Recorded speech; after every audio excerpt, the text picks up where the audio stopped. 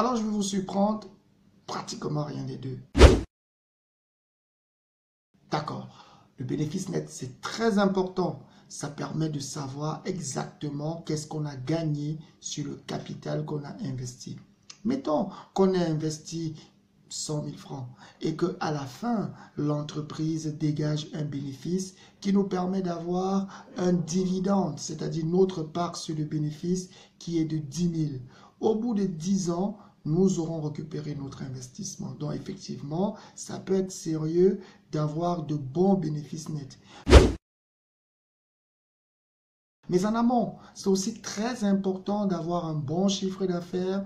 Ça montre le dynamisme de l'entreprise dans laquelle on a investi et ça devient effectivement intéressant lorsque ce chiffre d'affaires augmente. Ça veut dire qu'on a placé notre argent sur quelque chose qui rapporte.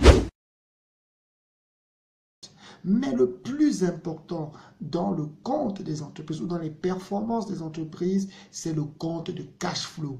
Parce qu'imaginez-vous, si une entreprise déclare avoir vendu pour 100 milliards de francs CFA au premier semestre 2017 et qu'en réalité, elle a vendu 50% à crédit, vous comprenez très bien que l'argent qu'il y a dans la caisse, c'est maximum 50 milliards.